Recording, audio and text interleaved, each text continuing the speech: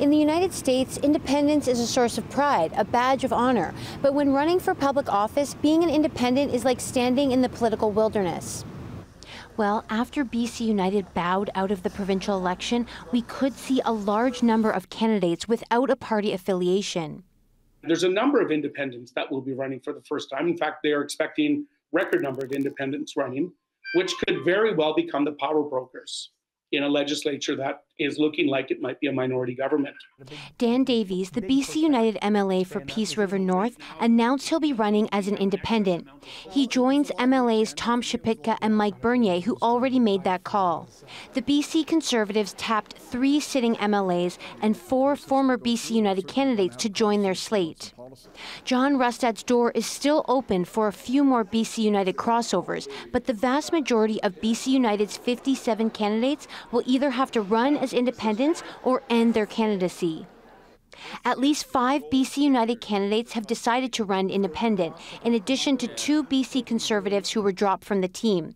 That's Rachel Weber in Prince George Mackenzie and Dupinder Saran in Surrey Panorama. Lumbee Mayor Kevin Acton was the BC United candidate in Vernon Lumbee. He decided to go it alone because of his frustration at seeing BC Conservative candidate Dennis Giesbrecht moved into the riding. That was so the BC Conservatives could make way for BC United's Peter Millibar, who wanted to run in his riding of Kamloops Centre.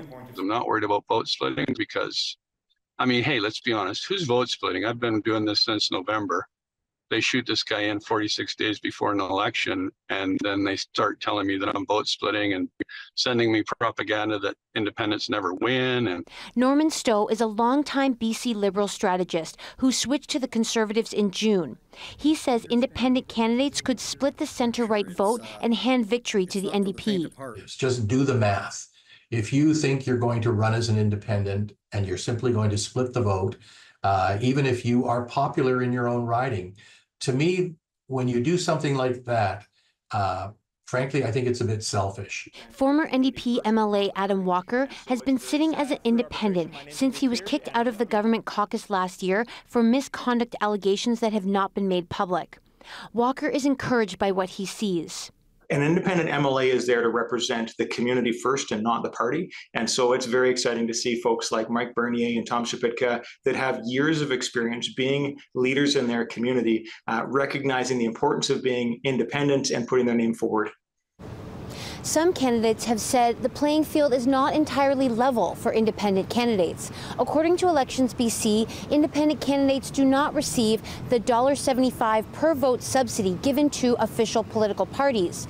Independent candidates also have to receive 10% of the vote in order to be reimbursed for some of their expenses. That's higher than the 5% vote threshold for party candidates. Katie DeRosa, CBC News, Victoria.